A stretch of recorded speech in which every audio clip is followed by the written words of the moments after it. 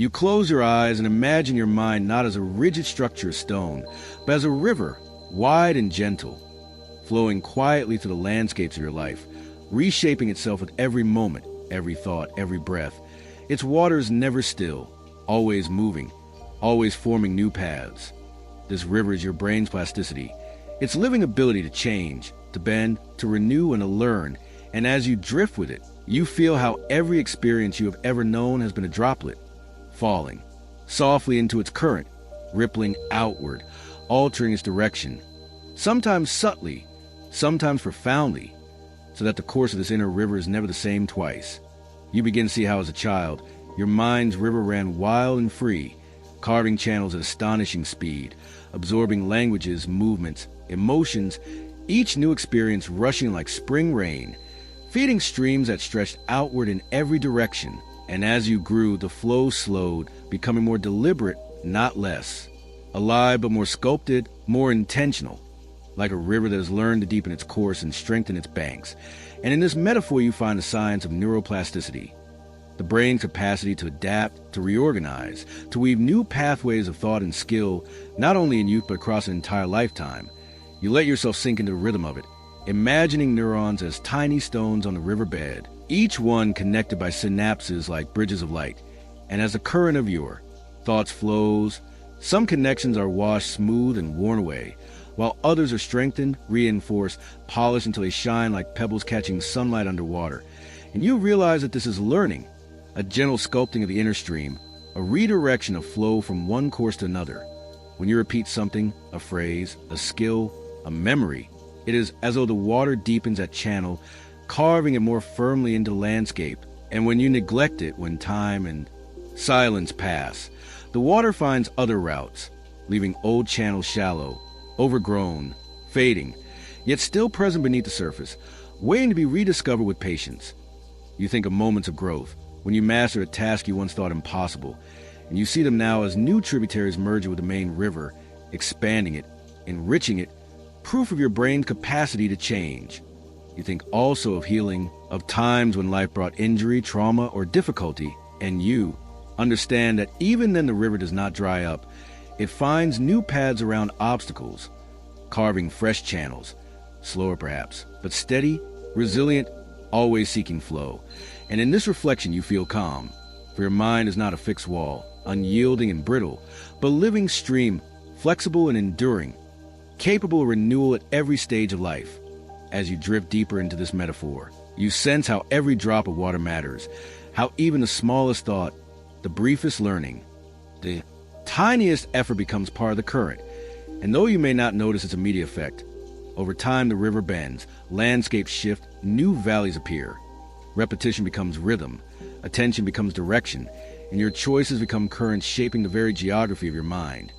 You recall how learning a new word in a language felt at first like a stone tossed into unfamiliar waters, but repeated, practiced, whispered, it became part of the river's song, flowing smoothly, effortlessly, as though it had always been there.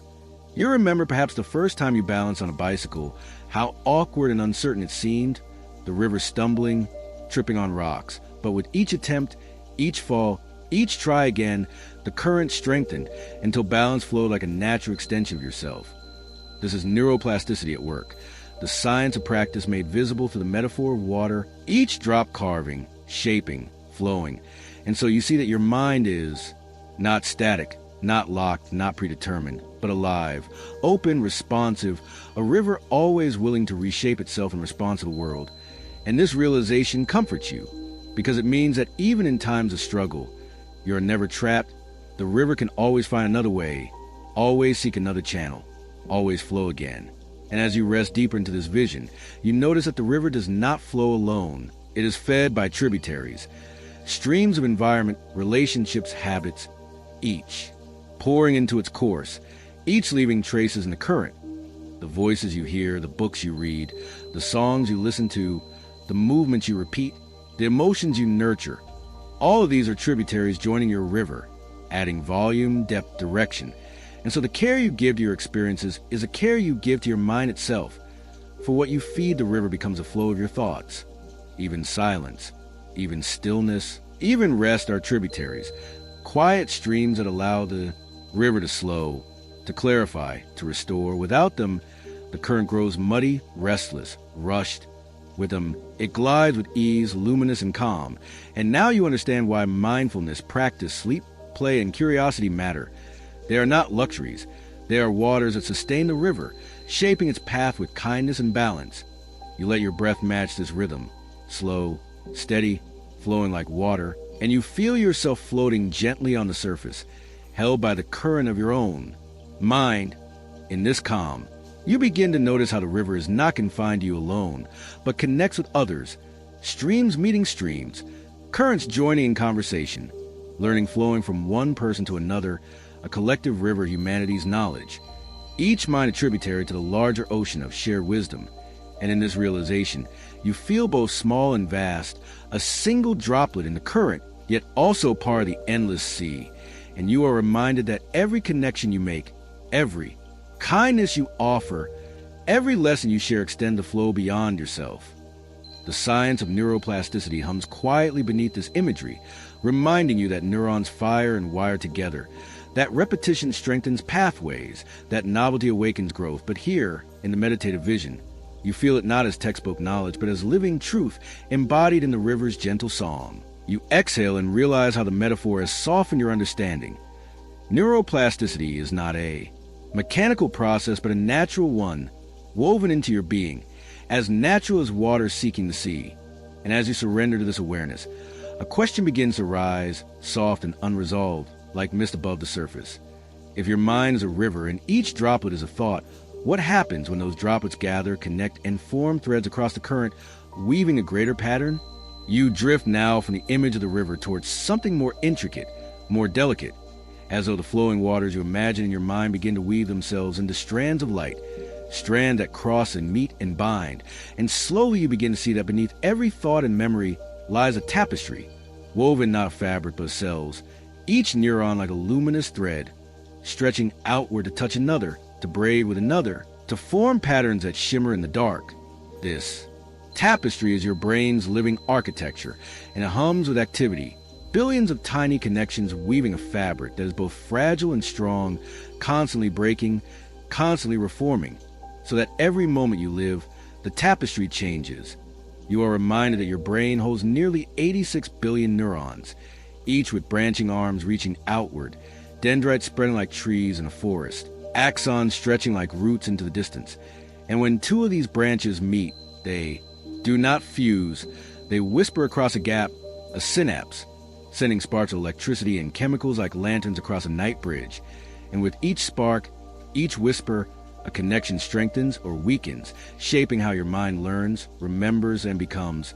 You breathe deeply, and in your vision, these neurons no longer feel like cold science, but like threads in a vast loom, weaving themselves into patterns as old as life itself. Patterns that shift when you practice a skill, when you recall a story, when you feel joy, when you learn something new.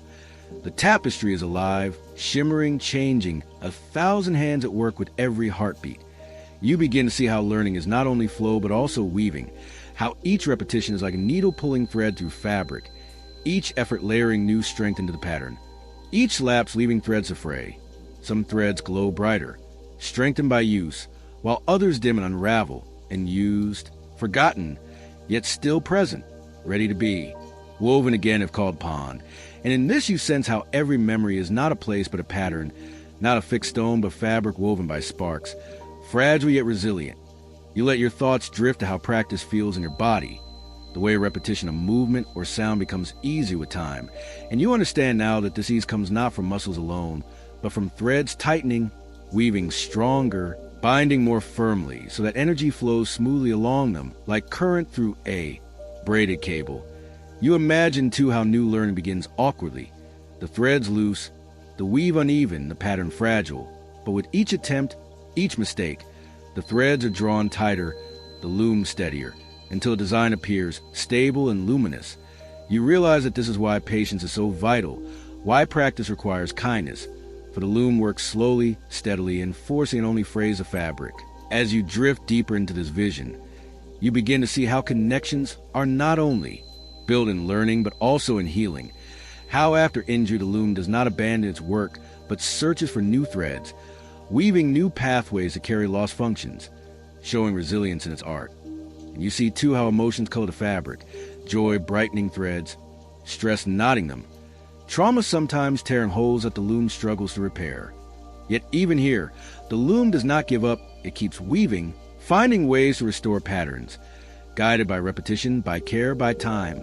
You exhale and feel comfort in this, for it means that no matter how frayed or torn, the tapestry of your mind is never beyond mending, never fixed in despair, always alive with possibility of repair. You notice now how the tapestry is not uniform but layered, with some threads weaving close and local, like small patterns within a section, and others stretching far, linking distant regions, connecting vision with memory, sound with language, touch with movement, so that every perception is not isolated but woven into the whole, every experience a knot of many threads tied together. And in this you sense the beauty of integration, how learning a song is not only sound but movement of fingers, memory of rhythm, emotion of melody, all threads interwoven create something larger than their parts. You feel how alive this tapestry is, how much it reflects you, and you wonder at how much of yourself is carried in the simple act of connection. For even your identity, your habits, your sense of who you are nothing more than threads strengthened by repetition, patterns reinforced over years, and the knowledge that they can be rewoven brings peace. For it means you're not trapped by old patterns, but capable of creating new designs, capable of change. The metaphor deepens as you imagine the loom of your brain not working alone, but alongside the looms of others, threads reaching outward, connecting minds through language, through shared memory, through culture, so that humanity itself becomes a larger tapestry, a fabric of countless individuals weaving together, exchanging sparks, shaping collective knowledge. You realize now that neuroplasticity is not confined within your skull, but extends outward into relationships, each conversation strengthening shared threads, each teaching passing patterns forward. And you begin to see yourself not as a single weaver, but as part of a greater weave, endless and interconnected. You drift with this thought, feeling how comforting it is to know that your connections matter, that they extend beyond yourself, that they ripple outward like threads spun across space.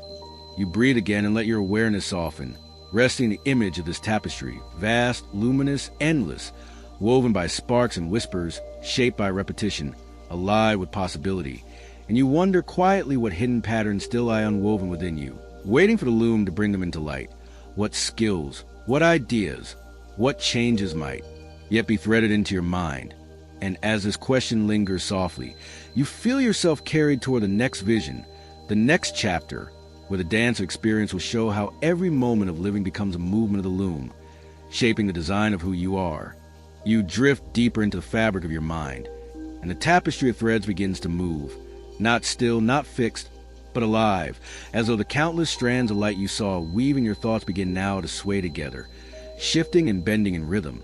And you realize that experience itself is not a passive mark upon the brain, but a living dance, a choreography of countless steps shaping the patterns of who you are. Each moment of living a dancer moving across the stage of your mind, leaving behind imprints in the threads that hold memory and skill. When you were a child, the dance was wild and free, every sound, every touch, every word a new rhythm, absorbed instantly, mirrored in the swift weaving of new pathways. For in those early years, the brain was like a ballroom always open, its floor polished, its musicians tireless, and each experience, whether laughter or fear, language or play, spun across the stage, leaving strong marks in the threads, so that the choreography of your earliest years continues to ripple through you even now. As you grew, the dance slowed, became more deliberate, yet no less powerful, for each new experience still shaped your brain, strengthening some steps, fading others, rehearsing certain movements until they became effortless, while others fell into disuse, waiting quietly at the edge of the floor. And in this vision, you see that repetition is not only practice, it is rhythm. It is a return of dancers again and again, their steps growing. Surer, their patterns sharper, until they form a routine embedded deeply in the fabric of the mind. Learning a word, for example, is not a single dancer arriving once, but many returning again and again, until the floor remembers a movement, until the threads hold a rhythm as though we're always there. In the same way, a skill like playing an instrument or solving a problem becomes a dance rehearsed so often that the steps no longer require conscious thought. They become embodied, automatic, etched into the floorboards of your mind. Yet experience is not only repetition, it is also variation, surprise, novelty, new dancers stepping in, unexpected rhythms entering the hall. And these new experiences stretch the patterns, expand the routines, prevent the dance from becoming rigid. Novelty awakens plasticity, calling the loom to weave fresh patterns, keeping the fabric supple and alive. And you realize that to learn, to adapt, is to invite new dances into ballroom, to let the choreography evolve. You breathe deeply, and in this calm vision you understand why experience shapes not only memory but identity. For the steps repeated most often become your habits, your preferences, your personality, while the dances you rarely perform fade into shadows, still possible, but quiet. Trauma too is a dance, though harsh, its rhythm insistent, often etched deeply into floor, hard to unlearn, yet not impossible, for new dances can be taught, new rhythms rehearsed. And though the floor bears scars, it is never beyond change. Healing is a slow dance, deliberate, repetitive, guided by patience, weaving new patterns over the old, softening the impact of painful rhythms with gentler steps. And you see also how joy acts as a partner, how laughter and play bring lightness to the dance, encouraging the loom to weave brighter threads, to strengthen connections with ease. Experience, whether joyful or sorrowful, dramatic or subtle, is always shaping, always guiding the choreography of the brain. You notice now how this dance is not confined to one dancer at a time, but is always an ensemble. Countless steps happening simultaneously, sights, sounds, feelings, thoughts, moving together, intertwining, influencing one another, so that the memory of a song is never only melody but also the warmth of a room, the smile of a friend, the emotion of the moment, all woven together in the dance. This integration gives richness to memory, depth to experience, and makes the choreography of your mind more complex and beautiful than any single rhythm could ever be alone. You exhale softly, and the metaphor deepens as you imagine yourself as both the audience and the dancer, both the choreographer and the stage. For your choices direct which dances return, your focus decides which steps strengthen, your environment supplies the music, and together they shape the flow of your mind. And you feel peace in this, for it means you are not simply a passive witness to experience, but an active participant, capable of guiding the rhythms of your life, of choosing which dances to rehearse and which to let fade, of seeking novelty when the patterns grow rigid, of allowing silence when the music grows too loud. You think of sleep now as a pause in the dance, a time when the stage is cleared and the steps rehearsed in dreams, the routine strengthened in silence, so that when you wake, the dancers return stronger, steadier, ready to perform again, and you feel gratitude for this hidden teacher, this quiet rehearsal that occurs each night, shaping experience even in rest. And as your vision softens, you sense how the dance experience is not only individual but collective, how cultures or choreographies pass down across generations, how traditions, languages, and stories are shared dances, rehearsed by many, taught to children, shaping not only personal brains but entire societies.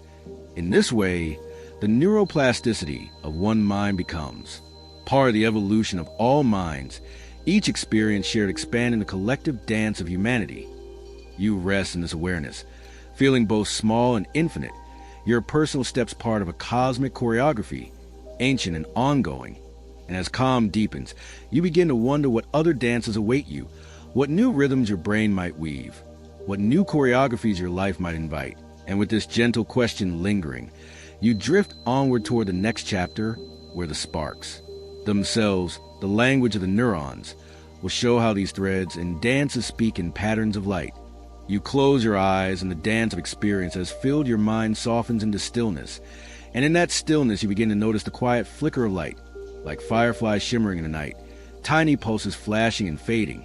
And as you watch, you realize this is the brain's secret language, a language written not in words but in sparks, each neuron speaking through pulses of electricity, each synapse whispering with chemicals, together forming a symphony of signals so subtle and so constant that you are rarely aware of it, yet it is happening every moment, shaping every thought, every feeling, every dream. You imagine now a single neuron, a delicate cell shaped like a starburst, its branches reaching outward like arms in the dark, its long tail carrying impulses like a wire of living light. And when it decides to speak, it fires, a sudden spark that rushes along its length, traveling to the very tip, where it meets a gap, a synapse, and there it releases a message, a molecule that leaps across to the next neuron, as if tossing a glowing lantern from one shore to another across a silent river. And in that moment, the next neuron lights up, and then another, until whole pathways glow like constellations in your mind. This is a language of sparks, a code of timing and rhythm, where the pattern of flashes carries meaning, where quick bursts can mean urgency and slow waves can mean calm, where synchronized pulses can create harmony and scattered. Sparks can create confusion. You breathe deeply, and the vision becomes clearer. Your brain is not a static machine, but a living night sky, neurons twinkling like stars, their signals weaving together to form constellations of thought. And just as stars form patterns that tell stories, so too do these sparks create the stories of your memories, your movements, your emotions.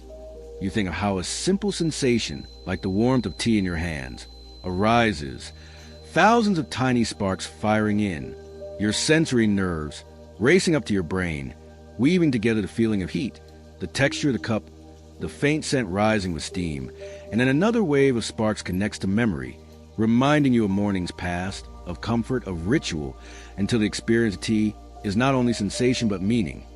You notice too how language itself, the words you hear and speak, is born of sparks, signals rushing across networks that decode sounds, shape grammar, recall vocabulary, and send commands to your tongue and lips, all in fractions of a second, so swiftly and precisely that it feels effortless. Yet beneath it lies a storm of fireflies, a dazzling pattern of signals you never see. And when you learn something new, those sparks change, pathways strengthen, rhythms synchronize, so that the next time the pattern flows more easily, more gracefully. This is neuroplasticity at its smallest scale, the river and the dance now revealed as sparks of light, each one tiny, but together countless, infinite in combination. You exhale slowly, and you understand that your every thought is not a fixed substance, but a living pattern, assembled by sparks in the moment, disappearing when the sparks fade, returning when the pattern is rehearsed. Even your sense of self is woven moment by moment from this language, fragile yet resilient, like music played again and again by an orchestra of light. You picture how different rhythms create different states of being, rapid sparks, forming focused thought, slow waves forming rest, chaotic bursts forming anxiety, smooth synchrony forming calm. And you realize that meditation, sleep, and learning are all ways of guiding these rhythms, of helping the orchestra play in harmony.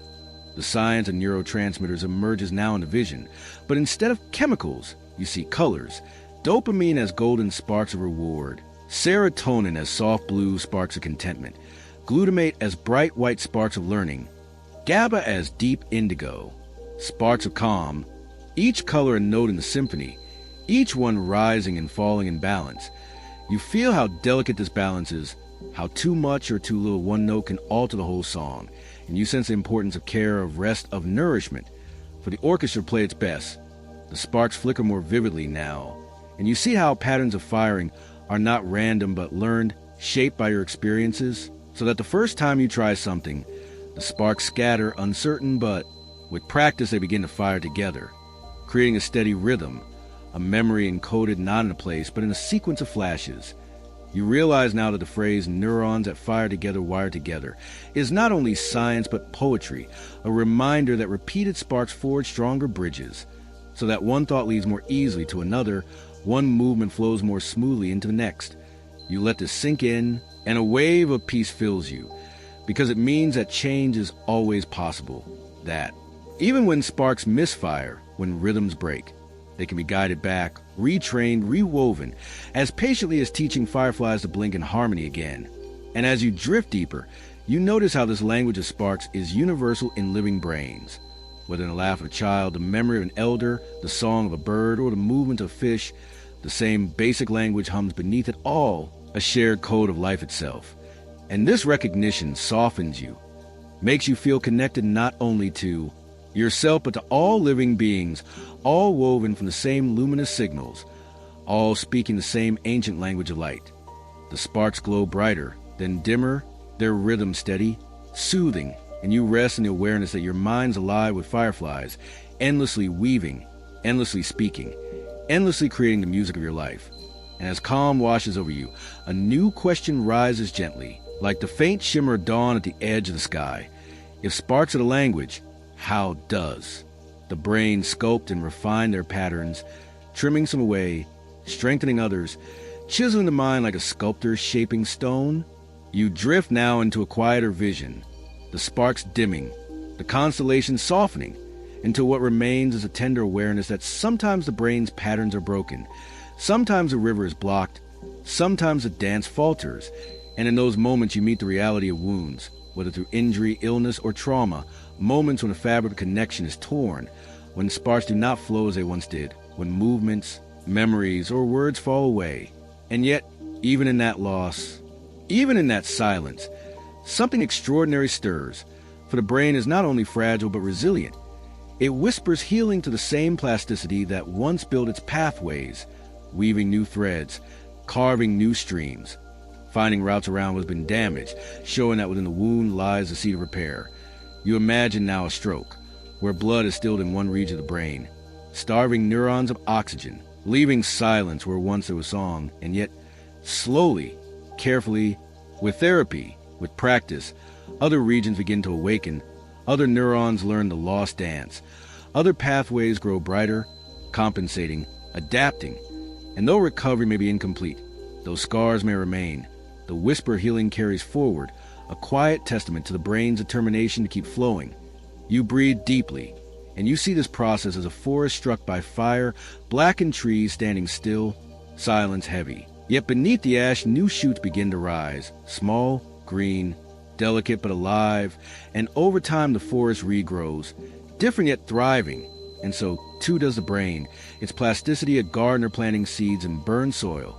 You think, too, of trauma, invisible wounds carried not in tissue alone, but in the echoes of experience, patterns etched deeply into the fabric of the brain, sometimes replaying with painful insistence. Yet even here, healing whispers for therapy, mindfulness, compassion, and time can guide the sparks into new rhythms, can teach the loom to weave gentler threads, can bring balance where there was chaos, calm where there was storm, and you realize that the brain's capacity to heal is not only biological but relational, strengthened by connection, by the presence of others who offer safety, kindness, and love. For healing is not a solitary act but a shared one, each interaction rewiring patterns, each moment of care reshaping circuits once scarred by fear. You let this thought flow, and you see how the body supports this. Process 2. How exercise, nutrition, rest, and breath all feed the river repair. How sleep becomes a craftsman stitching torn fabric. How practice becomes a rehearsal teaching new dancers the lost steps. How repetition becomes medicine. And in this vision you are comforted, for wounds may slow but rarely end the dance entirely. Neuroplasticity offers routes of return, or if not return, then renewal, different but alive, capable of meaning and joy. You recall stories of people who, after injury, learned to walk again, to speak again, to live fully again, their perseverance the current, their plasticity the riverbed, reshaped and resilient, and you feel awe at this quiet miracle that your brain is not simply a machine that breaks, but a living garden that regrows. And yet you also sense the need for patience, for healing is slow, its whispers often faint, its progress hidden until weeks or months reveal the growth. And so kindness to oneself is essential for forcing the garden, does not speed its bloom, only gentleness and time allow the shoots to rise. You imagine your own mind as such a place, not immune to wounds but always capable of healing whispers, and this awareness softens your breath, brings ease to your heart, for it reminds you that you are never entirely broken, never fixed in loss, always open to adaptation. The river may reroute, the dance may relearn, the fabric may mend, and as calm settles in, you begin to sense the sculptor within, a force that chisels gently, shaping away what no longer serves, strengthening what does, revealing form from stone, and with that awareness a new image rises, a quiet curiosity about how the brain, beyond healing, actively sculpts itself with every moment, refining its patterns like art. You breathe deeply, and from the forest of healing a new image begins to rise, as though your mind itself is being revealed as a vast block of marble, luminous and infinite, and within it works a sculptor, quiet and tireless, chiseling away each day, not with hammer and stone, but with sparks and threads, shaping the raw material of your brain into the living form of who you are. And you realize that the sculptor is neuroplasticity itself, pruning and strengthening, adding and removing, refining and smoothing. And though you rarely notice its touch, it is always at work, deciding what connections stay and what connections fade, what dances are rehearsed and what dances are forgotten, what paths of the river deepen and which grows shallow. And you understand now that the brain's beauty is not only in its ability to grow, but also in its ability to refine, to choose, to sculpt itself over time. You imagine a young child brain as marble still untouched, soft in places, pliable, and vast, the sculptor working quickly, shaping everything at once, carving language, movement, memory, emotion with astonishing speed. And then as years pass, the sculptor slows, not ceasing but choosing more carefully, trimming away what is no longer needed, chiseling more deliberately, strengthening forms already present. And so your mind grows more defined, more efficient, less wild but more precise. And you sense how this process is not loss, but art. For without pruning, the marble would remain rough. Without chiseling, the figure would never emerge. Synaptic pruning, the sculptor's patient work, is the process by which unused connections fade, while those repeated and rehearsed are reinforced, so that the brain does not waste energy on excess threads, but focuses on those most essential. And though this may sound like limitation, you feel it now as refinement, as beauty, as the sculptor's way of revealing shape from stone. You think of how, when you practiced writing as a child, many letters looked uncertain, your brain firing in too many directions, threads scattered. But as you repeated, the sculptor trimmed away the unnecessary, strengthened the essential, until the skill became smooth, fluent, carved deep into the marble of your mind. You think, too, of how you once learned to ride a bicycle. Awkward at first, neurons sparking chaotically, balance uncertain, until slowly the sculptor shaped the pattern, cut away missteps, reinforced the rhythm, until the memory became so deeply carved it feels impossible to forget. This is the essence of mastery, repetition guided by the sculptor's hand, until the figure hidden within emerges. You breathe and let the metaphor deepen, seeing how every habit you hold, good or bad, is a sculpture formed by time, grooves carved into marble by repetition, and you realize that change is always possible. For marble is never complete, the sculptor never rests, and though some grooves are deep and require effort to reshape, even they can be softened, redirected, given enough practice, enough patience. In this thought you find both responsibility and comfort, for it means that what you repeat daily, what you focus on, what you choose again and again, becomes a figure revealed. And that figure is not fixed, but ongoing, always changing, always sculpted by the hand of time and choice. You notice now that the sculptor is not only influenced by repetition, but also by environment, by what you feed your senses, by the people you surround yourself with, by the rhythms of your days. Each strike of experience, another stroke of the chisel, each moment of attention, another cut into marble. And so you see the importance of care, of awareness. For what you do each day is what the sculptor will carve. What you neglect is what will trim away. And this awareness softens your choices, reminding you that every act is both practice and sculpture, every thought both spark and chisel. You exhale slowly and a deeper. Calm settles as you realize the sculptor works not only in learning, but in forgetting. For forgetting is not failure, but refinement. The sculptor's way of clearing space for new forms, trimming away what no longer serves, what is no longer rehearsed, so that energy may flow more freely to what is needed now. In this way, your mind is never cluttered stone, but always refined figure, memory and skill shaped to match your life as it unfolds. You imagine now that as you sleep, the sculptor works, most gently, reviewing the day's patterns, strengthening some threads, weakening others, chiseling silently in the dark.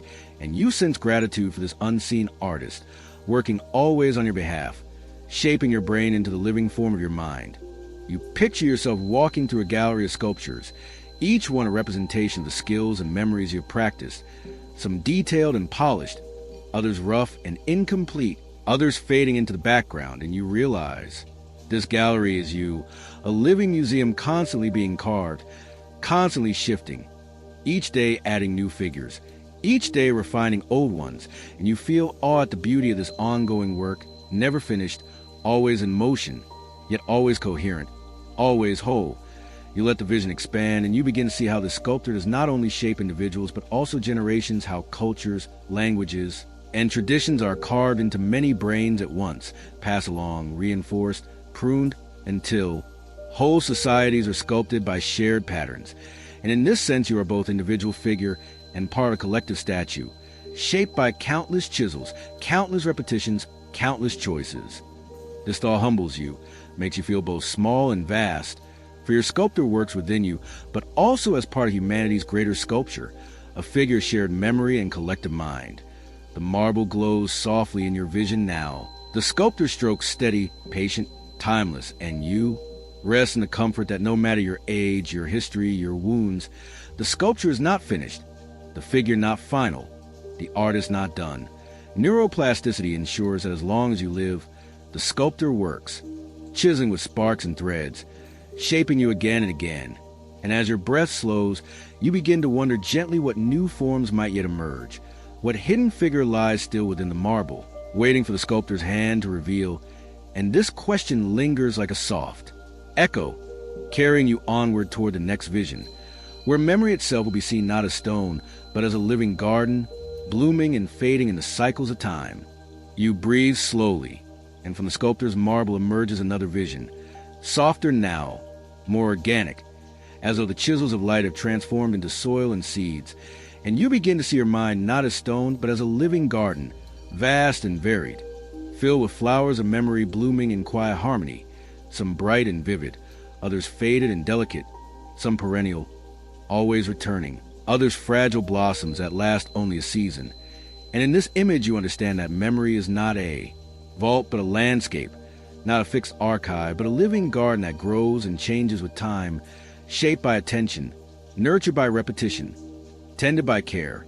You imagine the earliest flowers planted in your childhood, their roots shallow but their blossoms brilliant, scents and colors imprinted deeply, the memory of a parent's voice, the taste of a favorite meal, the sound of laughter, all blooming again whenever you wander into that corner of your garden. And as you grew, new flowers sprouted, some tended with love, others left wild, each experience planting a seed, each repetition watering it, each reflection strengthening its roots until the garden became dense, layered, alive with paths and patterns. Yet you see also that not all seeds survive.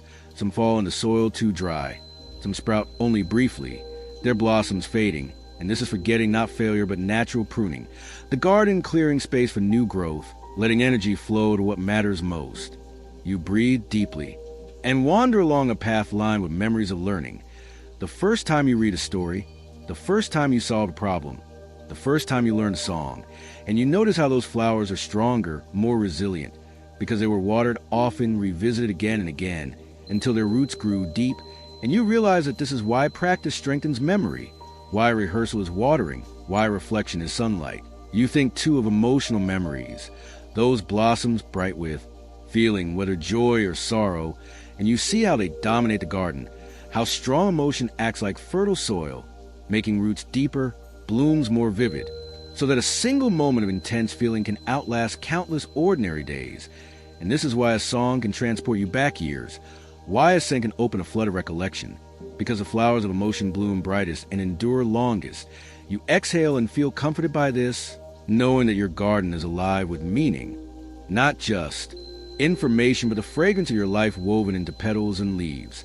Yet you also sense how trauma plants invasive weeds, memories that dominate the soil, choking gentler blossoms, their roots deep and difficult to remove. And you realize that healing is also gardening, pulling weeds gently, planting new flowers with care, nurturing soil so balance can return. Therapy, mindfulness, and compassion are gardeners' tools, guiding the brain's plasticity to reshape the garden, to reclaim space for beauty, to restore harmony where weeds once grew unchecked. You rest in this thought, and the image deepens as you picture sleep now as a gardener who works at night, quietly tending while you rest, strengthening certain roots, trimming others, moving nutrients where they are needed, so that when you wake, the garden feels renewed, its blossoms steadier, its pathways clearer, and you understand why dreams sometimes feel strange. For the gardener is moving plants around, rearranging blossoms, mixing petals of different colors, testing new combinations, weaving experiences together into memories design. You breathe slowly and follow another path, this one line with long-term memories. Tall trees that shade the garden, their trunks strong, their branches wide, holding decades of growth. And you realize that not all blossoms remain flowers. Some grow into trees, stable and enduring, supporting vines of new memory, integrating countless experiences into a single, deep-rooted story. These are the core memories of your life, the ones that anchor you. And though their leaves may fall and regrow, their trunks endure. Around them grow shrubs and perennials, skills and knowledge that return with each season, and scattered throughout our annuals, fragile blossoms that appear for a time and then vanish, leaving only faint traces in the soil. And you realize now that your mind is not failing when it forgets. It is simply following the rhythm of a living garden, making space for what matters most. You think of collective memory now, how gardens join, how families, communities, cultures share blossoms, passing seeds from one to another, planting the same flowers across generations, so that stories, traditions, languages become orchards stretching beyond a single garden, woven into humanity's landscape. And in this thought you feel both small and vast, a single gardener tending your plot, yet also part of a greater field, connected by seeds that travel from hand to hand. You exhale and your awareness softens, resting in the beauty that your memories are not static archives, but living blooms, shifting with time, reshaped by each visit, each recollection. For memory is reconstructive, a flower that opens differently each time you touch it, its petals rearranged by the season, its colors altered by the light of the present. And though this means memory is never perfect, you sense that it is more beautiful this way, alive, flexible, always changing, always growing. With you, the garden glows now in twilight, its blossoms luminous, its paths endless, and you feel peace in the knowledge that your brain is not a library of dust but a meadow of life, tended by repetition, enriched by feeling, renewed by sleep, shaped by experience. And as you walk deeper into this vision, you begin to hear faint music, rhythms of practice, repetitions echoing like footsteps in the soil. And you sense that the next chapter will reveal how practice itself is the gardener's song, the music that strengthens blossoms and makes the garden flourish. You linger now in the garden of memory, listening to the hush of petals and the gentle rustle of leaves. And as you listen, another sound begins to rise, soft at first, like the distant rhythm of a drum, then swelling into a gentle melody, a repetition of notes that seem to echo again and again, weaving themselves into the air. And you realize that practice itself is music, that learning through repetition is not a chore, but a song the brain sings to strengthen its patterns, each rehearsal. Another note, each effort another beat, until the melody becomes familiar, smooth, flowing. You see now that when you first try something new, the song is clumsy, notes scattered, rhythm uneven, sparks firing without harmony. But as you repeat, the orchestra of your neurons begins to tune itself, the instruments aligning, the rhythm steadying, the melody growing clearer, and soon what once felt awkward becomes natural, graceful, effortless, as though the music had always been there. This is the power of practice, the science of neuroplasticity made audible. For each repetition strengthens pathways, each cycle of effort chisels deeper grooves into the score of your mind, until the skill is not only learned but embodied, part of you, like a song you cannot forget. You breathe deeply and remember a moment of practice in your own life. The slow tracing of letters when you first learned to write. The stumbling repetition of steps when you learn to dance or walk or balance. The endless rehearsals of words when you learn a new language, each attempt uncertain, each effort a note added to score, until one day the melody flowed on its own, smooth and unforced, the orchestra playing together without thought. You see now that practice is not simply drilling but weaving rhythm, not forcing but coaxing, not punishing but nurturing.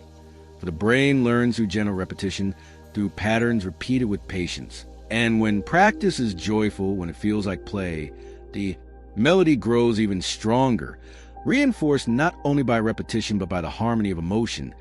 Dopamine's golden sparks rewarding each phrase, making the orchestra eager to play again.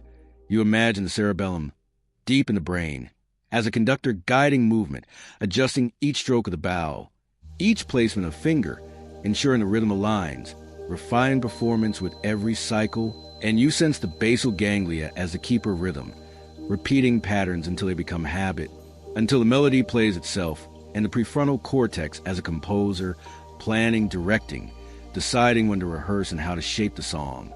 The whole brain is an orchestra, and practice is its rehearsal, endless, imperfect, beautiful, shaping chaos into harmony. You exhale and notice that even mistakes are music, that errors are not failures but variations, feedback for the orchestra to tune itself, for neurons to adjust their timing, for circuits to realign.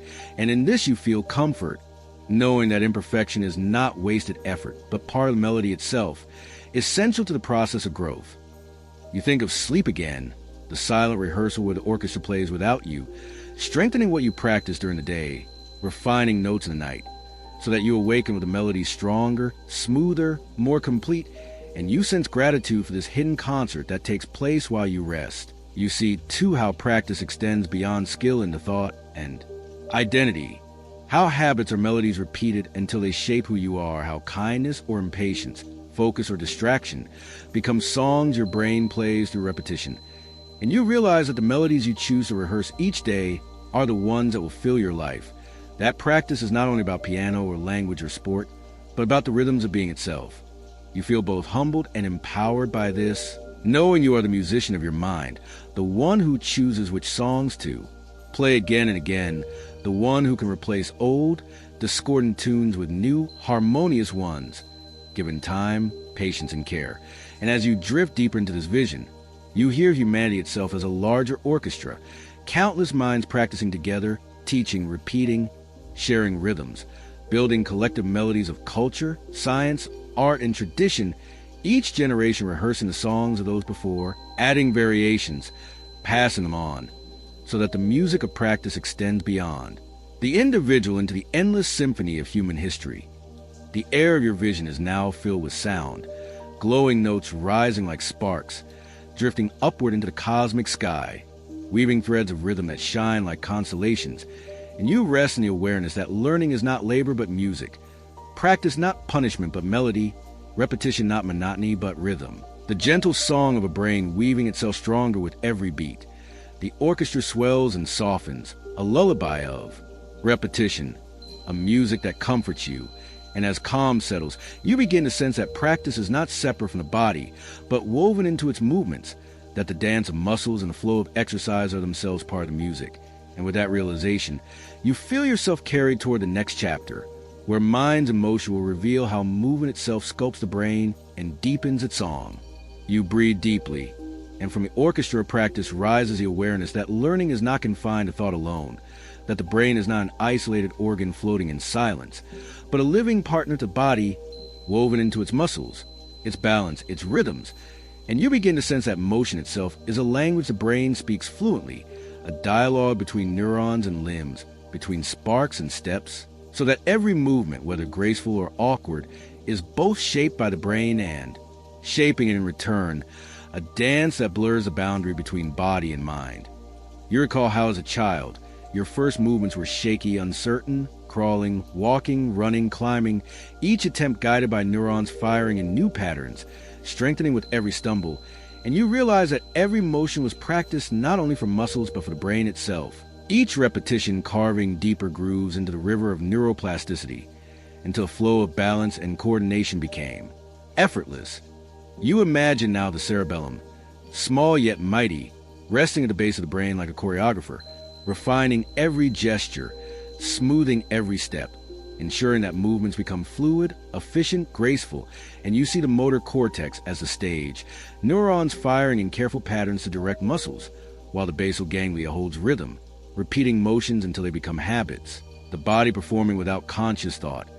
And you realize that this partnership means exercise is not only for the body but for the mind, that each stride, each stretch, each gesture floods the brain with signals, sparks of communication that strengthen not only muscles but memory, not only coordination but creativity, for movement increases blood flow, nourishing neurons, releasing chemicals that support growth, helping new connections form more easily, making the garden of memory bloom brighter. The orchestra practice plays smoother. You exhale and see clearly why walking can clear the mind, why dancing can lift the spirit, why yoga can soothe the heart. For movement is not separate from thought, but a partner in shaping it, motion feeding the river, tending the garden, strengthening the threads of connection. You recall studies showing how exercise increases levels of brain-derived neurotrophic factor, a protein like sunlight for neurons, encouraging growth, survival, and repair. And you understand now that movement is medicine, not only for the body, but for the plastic brain itself, sustaining its capacity to adapt, to heal, to learn. You imagine yourself walking slowly through a forest, each step a message sent upward, each breath fueling neurons, each rhythm of movement calming stress. And you sense how deeply body and mind are entwined, inseparable partners in resilience. You think also of play, how children at play are not only moving but building brains, how games of chase, of climbing, of dancing are lessons in coordination, problem solving, and creativity. They're motion sculpting circuits that will serve them for life. And you realize that even in adulthood, play remains vital, for the brain thrives not only on repetition but on joyful movement, novelty in action, rhythm in play. You exhale and feel comfort in this, because it means you can nurture your brain simply by moving, by stretching, by walking, by dancing, by letting the body remind the mind of its fluidity. And you see too how stillness has its place, how rest and calm allow motion's effects to consolidate, how yin and yang balance in the rhythms of learning, motion igniting, rest embedding, both necessary for growth. The vision expands, and you notice how collective motion shapes not only individuals but communities, how people walking together, dancing together, playing together synchronize their rhythms, their brains aligning in shared patterns, forging bonds through movement, building trust, weaving social threads. You think of rituals of dance and ancient cultures, of marches, of celebrations, of sports, all ways in which motion has united minds through shared rhythm, reinforcing not only neural connections, but human connections. And in this thought, you feel part of something larger. Your body a vessel not only for your own brain's growth, but for the harmony of collective experience. You rest now in the awareness that your brain is not only shaped by what you study or think, but by how you move, that learning is not confined to books or ideas, but is written in the choreography of steps, in the rhythm of breath, in the dance of motion. And as your breath slows, a quiet question emerges like a ripple in the stream. If motion sculpt the brain, what happens when stillness deepens into sleep, when the body rests completely, and yet the mind continues to weave its patterns in silence? You breathe slowly, and the rhythms of motion fade into quiet stillness, the footsteps of the body softening into silence. And in that silence, you become aware of sleep, not as an absence, not as a void, but as a presence, a teacher who works in shadows, tending your mind when you surrender to rest. And you realize that though you close your eyes and drift into unconsciousness, your brain does not fall silent. It hums with secret labor, a quiet gardener pruning and strengthening, a careful librarian organizing, a devoted teacher reviewing the lessons of the day, whispering to the threads of memory, to the sparks of thought, weaving them into patterns that endure. You see now that sleep comes in cycles, gentle waves that carry you through stages of rest. And in each stage, the teacher works in different ways. In light sleep, soothing, calming, slow in the rhythms of the orchestra. In deep sleep, repairing tissues, restoring energy, cleansing the brain of waste through the gentle flow of cerebrospinal fluid, washing away byproducts so the neurons may awaken refreshed.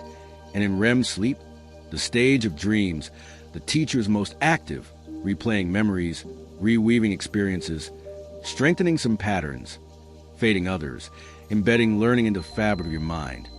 You understand now that this is why practice without sleep feels incomplete, why effort without rest leaves melodies fragile, because the teacher has not yet arrived to reinforce the song, and you sense that sleep is not a luxury, but an essential partner in neuroplasticity, the silent rehearsal that ensures your orchestra plays in harmony, your garden blooms with strength, your river flows clear. You exhale slowly and think of how memories shift in dreams, how fragments of the day mix with images from the past, how the dream world reshapes, blends, experiments, and you realize that the strangeness is not chaos but creativity, the teacher trying new combinations, exploring hidden associations, strengthening connections by weaving them into stories, so that when you wake, you carry not only rehearsed skills but also unexpected insights, solutions you did not know you had learned. You feel awe at this, at how your brain continues to work for you even in surrender, teaching without your awareness, whispering lessons in the language of sparks, ensuring that what matters remains, that what you repeat is remembered, that what you neglect is allowed to fade. You see also how sleep balances the emotional brain, how the amygdala, often heightened in wakefulness, calms in dreams, how difficult feelings are softened, replayed, reframed, so that wounds lose their sharpness. And this too is teaching, a whisper that pain can be endured, that fear can be softened, that healing can come in the quiet of night. And you realize that sleeplessness disrupts this teacher, that without rest the lessons are not reviewed, the memory is not consolidated, the emotions not soothed, leaving the orchestra untuned, the garden untended, the river muddied. And you understand why sleep is essential not only to health but to learning, to resilience, to creativity. You exhale again, grateful for this hidden ally, this teacher who arrives nightly, asking only your surrender, working tirelessly on your behalf. You imagine now your brain waves during sleep, slow oscillations rising and falling like tides, and within them neurons replaying patterns, circuits refiring, a rehearsal in silence, sparks echoing the melodies of the day until they are embedded in the marble of your mind. And in this vision you sense a hippocampus, the brain's archivist, moving memories from short-term shelves to long-term halls, deciding which to keep, which to fade, which to strengthen, its work unseen yet vital, so that the stories of your life may endure. You realize, too, that sleep is not passive but active, its rhythms orchestrated, its purpose is profound, a nightly journey through cycles that shape you, teach you, heal you, without effort, without awareness, without demand. And you rest in this knowledge, comforted by the idea that when you close your eyes, you are not ceasing to learn but continuing in another way, guided by the silent teacher who works in dreams. The vision grows softer now, your awareness of night deepening, and you begin to wonder gently how this balance between wakeful stress and restful stillness shapes the brain, how storms and calms together influence the patterns of plasticity. And with that thought lingering, you drift onward toward the next chapter, where the contrast of stress and stillness will reveal their power over the shaping of your mind. You breathe deeply, and from the quiet of sleep you awaken into the awareness that life is never one note, never one rhythm. For your brain is shaped not only by harmony but also by tension, not only by calm but also by storms. And you begin to feel how stress and stillness play their roles in the great composition of neuroplasticity, each leaving marks upon the threads, upon the river, upon the garden of your mind. Stress is the surge, the quickening, the ancient alarm written deep in your biology, a burst of hormones and signals meant to protect, to sharpen, to prepare. And in small doses it can be useful, like a drumbeat that pushes you forward, focusing attention, strengthening certain pathways through urgency, sharpening memory with adrenaline's fire. But when stress lingers, when it does not fade, when its rhythm becomes constant, the drumbeat grows too loud, drowning the orchestra, flooding the river, scorching the garden, and the very patterns that once adapted begin to fray, connections weakening, growth slowing, learning dull beneath the weight of cortisol's tide. You see now how stress narrows the brain's focus, how it strengthens circuits of fear and vigilance while pruning those of curiosity and creativity, how chronic stress can shrink the hippocampus, the archivist of memory, while overfeeding the amygdala, the sentinel of fear. And in this imbalance, the mind becomes trapped in loops of anxiety, rehearsing the same steps again and again without freedom to dance anew. You exhale slowly and then feel the contrast, the balm of stillness, how calm softens a rhythm, slows the drum, brings the orchestra back into harmony, how stillness restores balance, allowing the hippocampus to regrow, the prefrontal cortex to think clearly, the amygdala to quiet its alarm. And you realize that stillness is not emptiness but medicine, a space where the sculptor can work without interruption, where the gardener can tend without storm, where the river can flow without flood. You imagine now the simple act of breath, slow and deliberate, activating the parasympathetic nervous system, the body's quieting force, lowering the heart rate, easing tension, sending signals to the brain that all is safe, that plasticity can return to growth. And you understand why meditation, mindfulness, prayer, or even simple rest restore the brain's balance, why moments of silence strengthen resilience. You recall times when you were anxious, how your thoughts looped endlessly, sparks firing without rest, and how a walk, a breath, a pause calmed the rhythm, widened perspective, reopened the pathways of creativity. and you feel gratitude for the simple truth that stillness is not passive but active, a powerful teacher that shapes the brain as surely as stress does.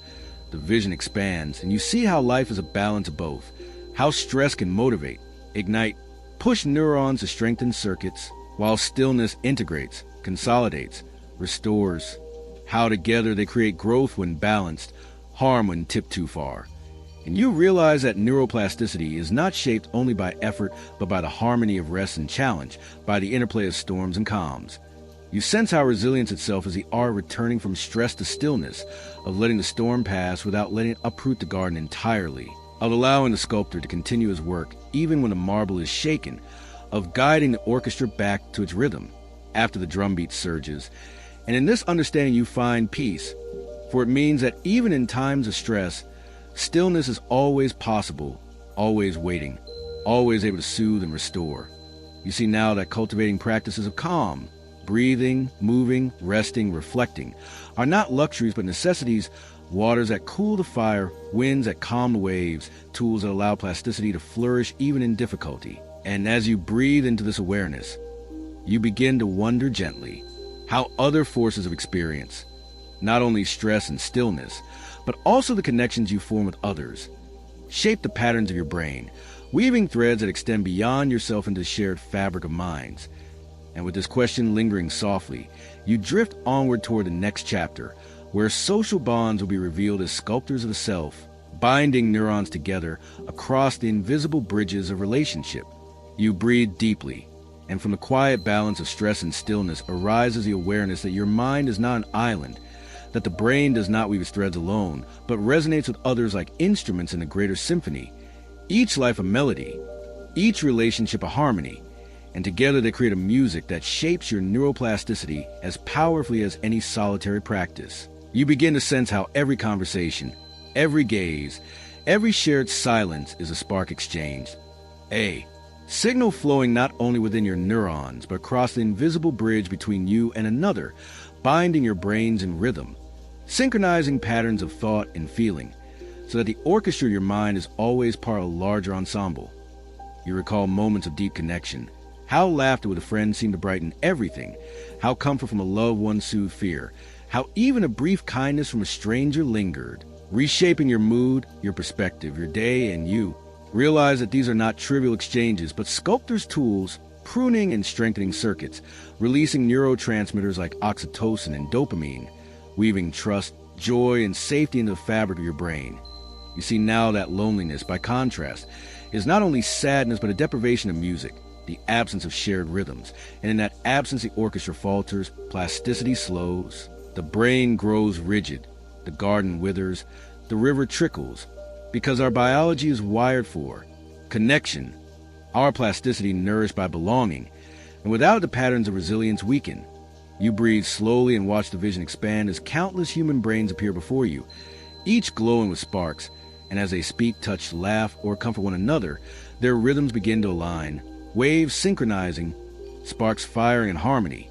And you understand that empathy is not metaphorical but neural, that your mirror neurons echo what others feel, that when someone smiles your brain rehearses the same spark, when someone cries your circuits mirror their sorrow, and in this resonance lies the foundation of compassion, teaching your brain through shared experience. You realize now that learning itself is often social, that children acquire language not in solitude but through listening, repeating, imitating, to the patient music of voices around them. And even as adults, knowledge deepens when shared, when discussed, when woven into dialogue for conversation. Itself is rehearsal, strengthening circuits as surely as practice, making ideas not only learned but lived. You think of cultures, how traditions, stories, and songs are the great symphonies of humanity, rehearsed across generations, each voice adding to the score, each mind shaped by the rhythms of those before, so that your own plasticity is not merely personal but ancestral. Echoes of shared melodies shaping who you are. You feel humbled by this, realizing that you are not only sculpted by your own efforts, but by the countless voices that have touched your life, teachers, friends, family, strangers, all playing their notes into your brain's symphony, leaving traces that ripple outward, sometimes subtle, sometimes profound. And you sense the responsibility of this too, For your words and actions are not only expressions but seeds planted in others' minds, sparks carried across synapses, invisible yet powerful, shaping their plasticity as surely as yours is shaped. And this awareness softens you, makes you gentle, for you see how interconnected all minds truly are. The vision grows richer as you imagine oxytocin as a warm glow between people, serotonin as a soft harmony, dopamine as playful bursts of melody, each chemical a note exchange in a symphony of relationships, each one strengthening trust, joy, safety, so that connection is not abstract but physiological, embedded in the rhythms of your neurons. You breathe slowly, and now you see the dangers too. How? Harshness, rejection, cruelty leave dissonance in the music, strengthen pathways of fear, prune circuits of trust, how trauma in relationships can scar as deeply as physical wounds. Yet even here, plasticity offers repair.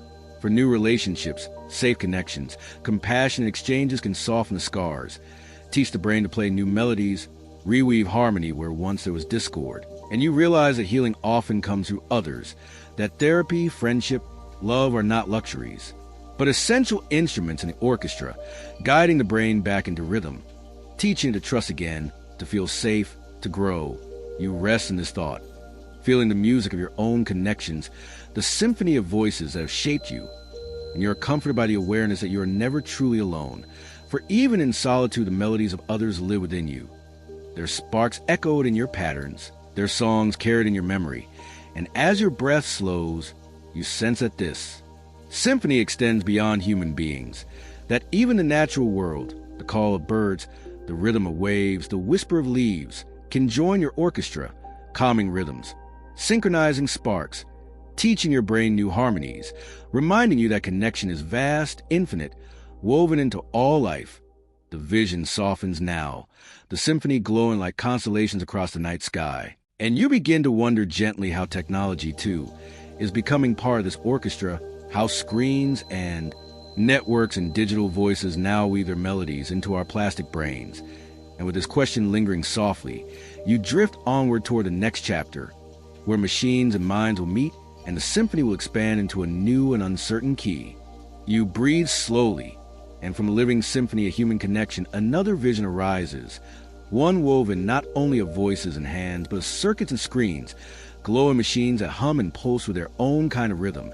And you begin to sense how technology now enters the orchestra of your life, shaping your neuroplasticity as surely as relationships and practice. For every glance at a screen, every message sent, every interaction with algorithms is another spark carried into your brain, another rhythm rehearsed, another thread woven into the tapestry of your mind. You imagine a child learning language not only from parents' voices, but from cartoons on a glowing tablet. And you realize that even these digital rhythms sculpt pathways, strengthening some, weakening others, guiding attention, training memory. And you feel how technology's presence in your life is not neutral but formative, a teacher as much as a tool, shaping how you think, how you focus, how you connect.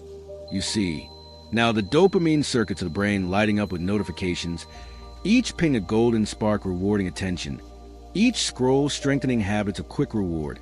And you understand why focus sometimes feels fragmented, why patience sometimes feels harder, because the brain rehearses what it repeats, and repeated bursts of novelty train it to seek more bursts, shortening the river's flow, changing the orchestra's rhythm. Yet you also see the beauty, how technology connects minds across oceans, how it allows knowledge to flow like water, how it creates symphonies of collaboration never before possible, scientists sharing data in real time, musicians composing across continents, families staying close despite distance.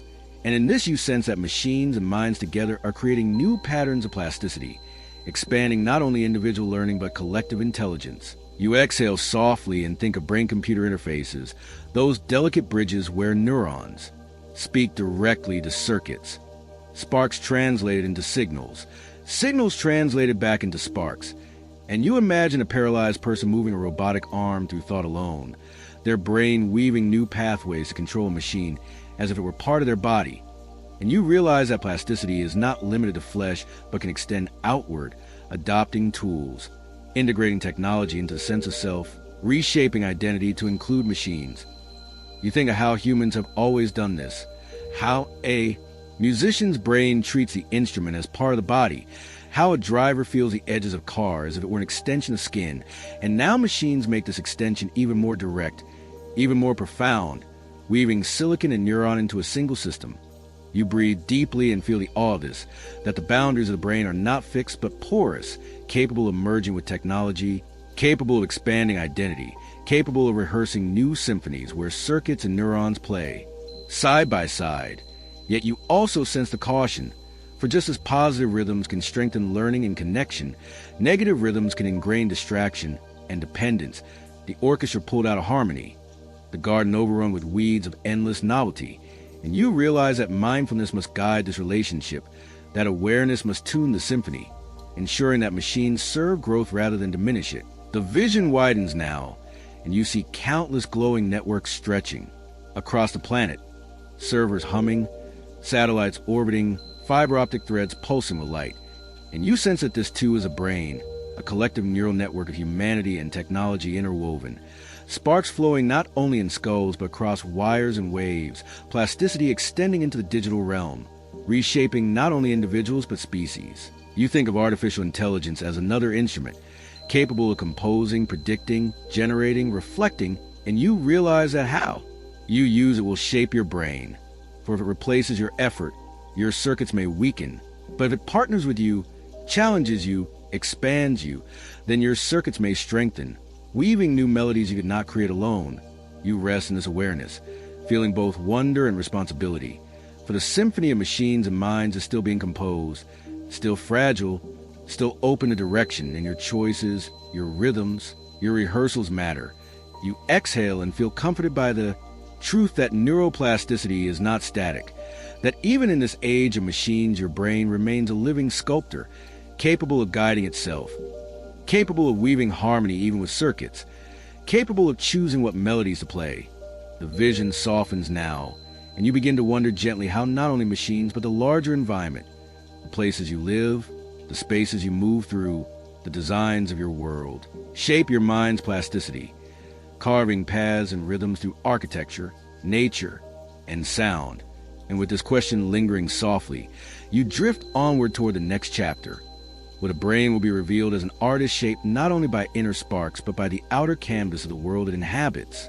You breathe slowly, and from the vision of machines and minds entwined, you begin to see not only the circuits within, but the spaces around. And it becomes clear that your brain is not a solitary painter working on a canvas of thought alone, but an artist shaped and inspired by the very world it inhabits. Each environment a palette of colors, sounds, textures, and rhythms that sculpt your plasticity as surely as practice or rest. And you realize that the rooms you live in, the streets you walk, the forests you wander, the music you hear, the architecture you behold, all are brushes painting themselves into your neurons, leaving strokes of memory, patterns of mood, traces of learning. You imagine now a child growing in a quiet, dim place, where few voices echo and little novelty arises, and you see their brains' pathways forming more slowly, sparse threads weaving with less richness, while another child, immersed in language, in play and music, in movement, grows a garden lush with connections. And you understand how environment is not background but active sculptor, shaping curiosity, shaping creativity, shaping resilience.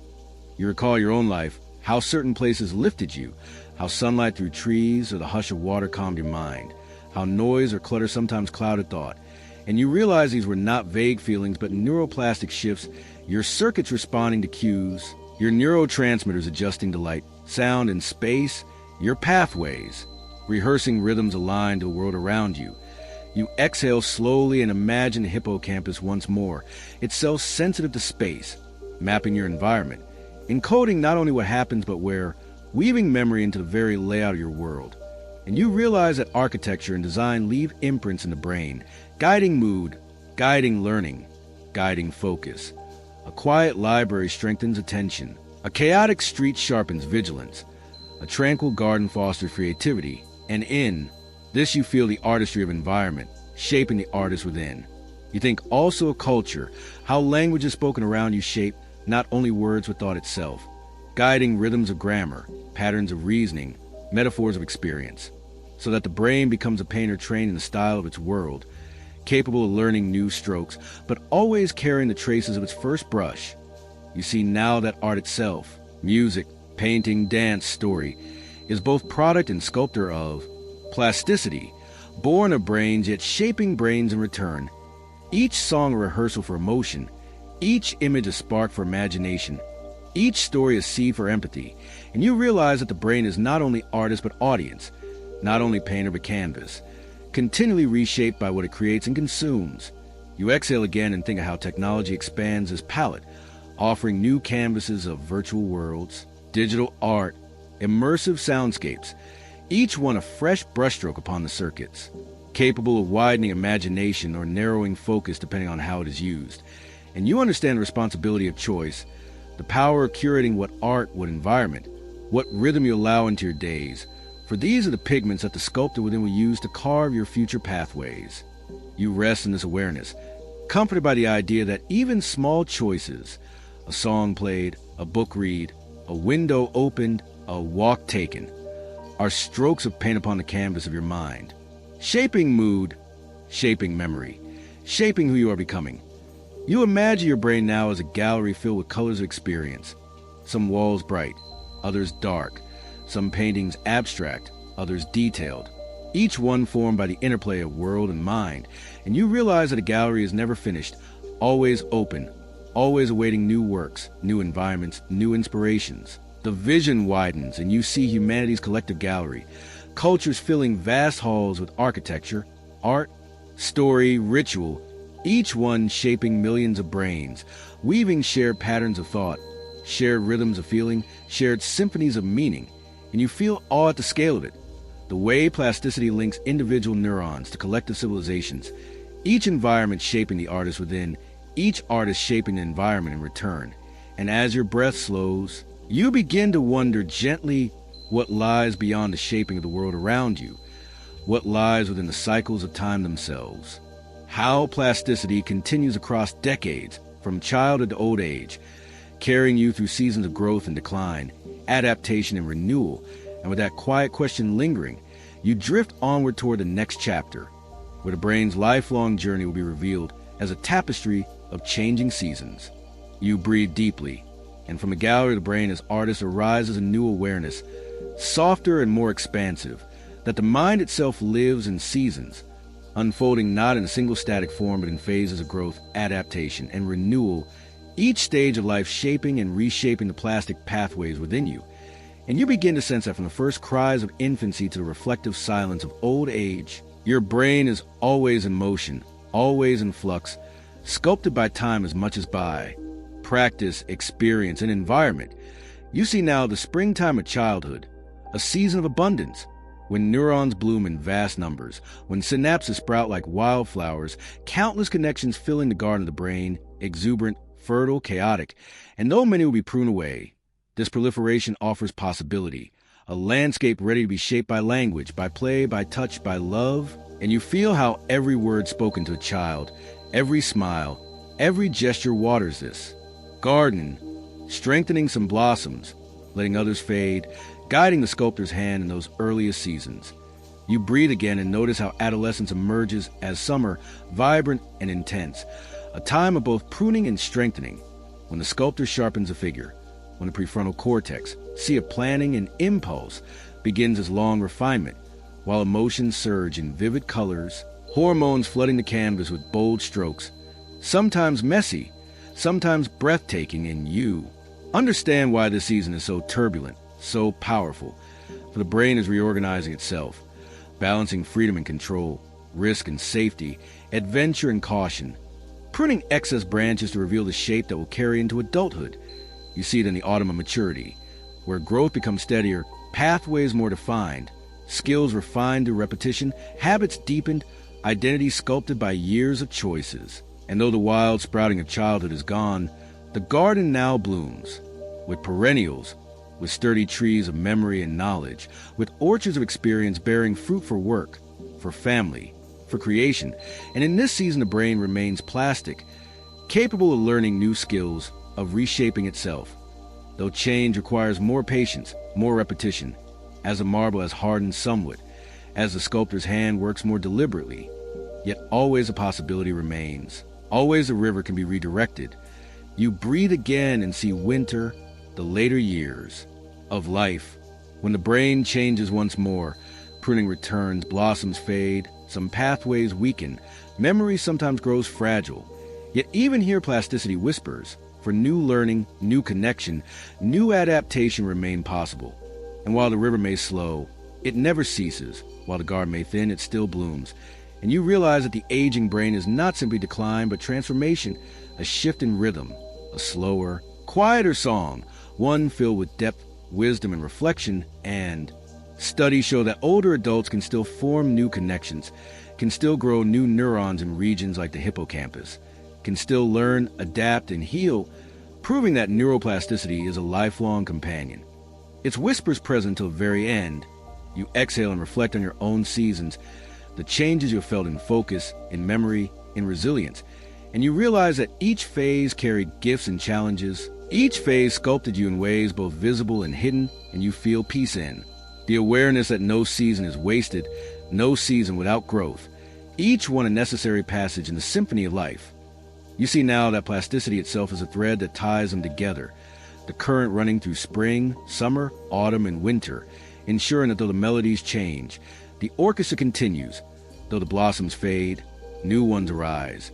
Though the marble is reshaped, the figure remains alive. You rest in this vision, comforted by the idea that change is not something to fear but to embrace, that the seasons of your mind are natural, inevitable, and beautiful. And as you breathe into this truth, you begin to wonder gently what lies beyond individual change, how the seasons of your own brain connect to the greater cycles of humanity, of culture, of collective memory. And with this soft question lingering, you drift onward toward the final chapter, where the great tapestry of plasticity will be seen as more than personal, as a legacy woven across generations. You breathe slowly, and from the seasons of change there arises a final vision, vast and luminous, a sense that your brain, though contained within bone, is part of something endless, an infinite tapestry woven not only of your own sparks and threads, but of countless others across time. And you begin to sense how neuroplasticity is not just personal but generational, not just a private river, but a branching delta flowing into the ocean of humanity. Every skill you learned, every word you spoke, every kindness you gave planted seeds in others, shaped their circuits as surely as yours were shaped. And in this way your brain's patterns extend beyond you, woven into family, into culture, into shared memory of our species. You imagine now a loom stretched across the cosmos, each human life a shuttle passing threads of light, weaving them into the fabric of history. And you see how knowledge accumulates, how art, science, and tradition are not isolated sparks, but the collective work of billions of sculptors chiseling together, billions of gardeners tending the same endless field, billions of musicians adding their notes to the symphony. And the tapestry glows with their colors, shimmering with connection. You realize that your brain carries echoes of ancestors shaped by languages born centuries ago, by stories told in firelight, by rituals repeated across generations, and that the patterns you rehearse today will echo forward, shaping the plasticity of those yet to come. You exhale and feel awe at this continuity, this immortality of influence, this weaving that never ends. You see, too, that the tapestry is not only human, that your brain is interwoven with the rhythms of nature, with the cycles of seasons, with the pull of the moon, with the hum of the Earth's magnetic field. That plasticity listens to more than culture. It listens to the planet itself, adapting to daylight and darkness, to warmth and cold, to sound and silence. And thus your neurons carry within them not only human music, but cosmic rhythm. You imagine stars as sparks of a greater brain, galaxies as clusters of neurons, the universe itself a vast network of energy. And though this is metaphor, it fills you with comfort, for it suggests that your own sparks are not separate but part of a larger web, connected in ways you may never fully see. You rest in this vision, the tapestry spreading outward without end, and you realize that your role is simple yet profound, to tend your own threads with care, to weave patterns of kindness, curiosity, and learning, to pass along melodies worth remembering, to shape not only yourself but the fabric you're a part of. And you sense that even when your individual sparks fade, the threads you're woven remain, glowing softly in the minds you touched, in the culture you contributed to, in the world you helped shape, and this awareness soothes you, reminding you that you are never isolated, never insignificant, always part of the infinite. Weave. You breathe again and see the tapestry shimmering like the night sky. Each star a memory, each constellation a culture, each thread alive with meaning, and you feel peace. For neuroplasticity is not only the story of your changing brain, but the story of humanity's growth, the story of resilience, adaptation, and creativity that stretches beyond any single life. And as you let this truth settle into your heart, you drift gently into stillness, the narration itself becoming thread, becoming spark, becoming music, carrying you softly into sleep, into calm, into the endless, infinite tapestry that holds you always.